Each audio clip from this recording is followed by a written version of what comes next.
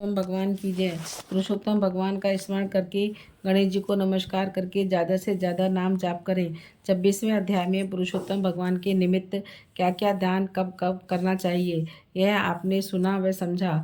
आगे 27वां अध्याय इस प्रकार है। श्री नारायण बोले, वाल्मीकि के इस प्रकार वचन सुनकर राजा दर्दनवा ने अपनी पत्नी सहित भक्तिपूर्वक महर्षि को प्रणाम किया।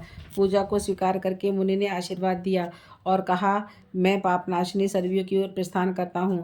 मुनि श्रेष्ठ वाल्मीकि इतना कहकर चल दिए। राजा वाल्मीकि को सीमा तक पहुंचाकर अपने महल में वापस आ गए। महाराज दर्दनवा को महर्षि वाल्मीकि की कृपा से दिव्य ज्ञान प्राप्त हो चुका था। अतः वह पत्नी से बोले, हे सुंदरी, यह संसार असार है। गंधर्व नगर के समान ही शरीर में भी राग द्वेष आदि 6 शत्रुओं का निवास है। मैं भगवान की भक्ति और मोक्ष प्राप्त करने हेतु वनगमन जा रहा हूँ और वहीं भगवान पुरुषोत्तम का स्मरण करूँगा, भक्ति करूँगा।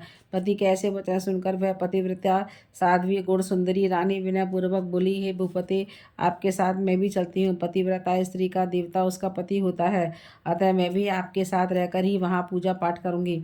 हे नारद, अपनी परम प्रिय रानी के ऐसे वचन सुनकर के अपने पुत्र को राजा अधिकारी बना करके पत्नी सहित वन को चले गए। वे दोनों हिमालय के समीप गंगा तट पर गए और पुरुषोत्तम मास के प्रारंभ होने पर पूरे मास में तीनों कालों में स्नान आदि करते हुए पुरुषोत्तम भगवान का स्मरण करते हुए वे दिनों दिन रात भगवान की पूजा करने लगे। इस प्रकार स्नान व्रत और पूजा करते हुए उन्होंने पुरुषोत्तम मास बिता दिया। व्रत पूर्ण होने पर छोटी बचती हुई घंटियों से सुशोभित एक विमान वहाँ उतरा। उसमें पुण्यशील और सुशील नामक भगवान श्री हरि के गण विराजमान थे। राजा रानी ने दोनों गणों को नमस्कार किया और फिर दोनों को आदर सहित विमान में बैठा लिया। इस तरह रानी सहित राजा ने दिव्य शरीर धारण करके गौलोक में प्रस्थान किया। यह कथा सुनने के बाद श्री नारायण कहने लगे, हे नारद, मैं अपनी एक जिह्वा से पुरुषोत्तम मास की महिमा का बखान कैसे कर सकता हूँ। इस पृथ्वी पर इसके समान दूसरा कोई मास नहीं है। सहस्त्रों जन्म तप करने से भी ऐसा सफल नहीं मिलता है जैसा कि पुरुषोत्तम मास में मिलता है। भूले बिसरे भी जो भी इस मास में उपवास, स्नान, दान और जप कर लेता है उसके करोड़ों जन्मों के पाप नष्ट हो जाते हैं। यह पुरुषोत्तम मास सब मासों में श्रेष्ठ है। इस मास की कृपा से दुष्ट वानर भी श्री हरि के सानिध्य को पा गया था। नारद जी वानर की भक्ति को सुनकर के आश्चर्यचकित रह गए। उन्होंने भगवान से कहा, हे प्रभु, वेदों और शास्त्रों में मानव जन्म को ही श्रेष्ठ माना गया है, फिर वह अज्ञानी वानर पुरुषोत्तम मास की सेवा से कैसे मुक्ति हो गया। श्री नारायण ने कहा, हे नारद, वह वानर पूर्व जन्म में केरल प्रदेश का एक अति लोभी ब्राह्मण था। पिता ने उसका नाम चित्रशर्मा रखा था, परंतु वह बहुत कंजूस था।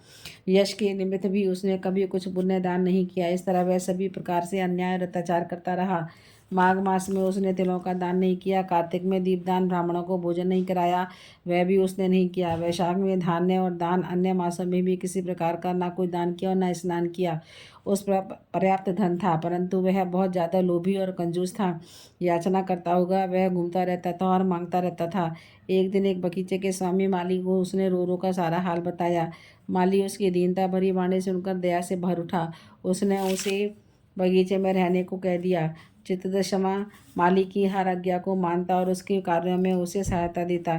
इसी से कुछ दिनों में माली को उस पर दृढ़ विश्वास हो गया कि करदय उसका अपना व्यक्ति है और उसे किसी भी प्रकार की हानि नहीं पहुंचाएगा। कुछ पश्चात माली ने राजमंदिर में नौकरी कर ली। वहाँ अधिक से कार्य होने के कारण माली को बगीचे की पूरी देखरेख के लिए छोड़ दिया। निर्दय बगीचे के फलों को पेट भर खाता और बचे हुओं को बेच देता।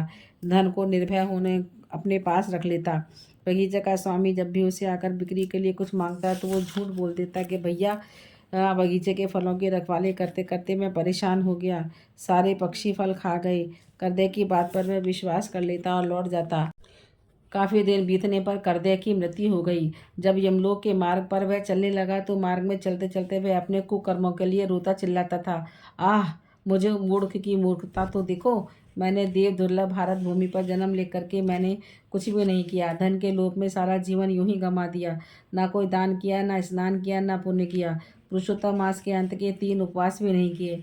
मैंने धन के लोभ में पड़ करके अपने शरीर को भी नहीं संवारा। मेरा संचित धन पृथ्वी में गड़ा रहकर रह गया। मुझ दुष्ट बुद्धि ने सारा जीवन क्लेश में ही बिताया। इस तरह करुण विलाप करते हुए करदय को यमदूतों ने यमराज के सामने पहुंचा दिया।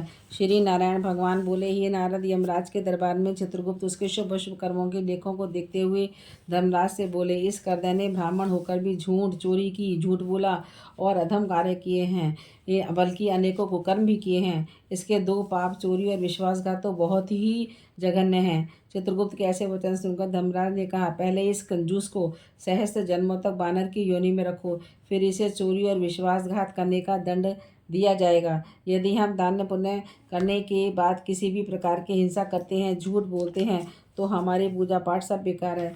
इसलिए प्रेम से, श्रद्धा भाव से हर समय प्रभु नारायण का नाम लेते रहो। बोलिए भगवान वासुदेव की जय। आगे की कथा 28वें अध्याय में सुनेंगे।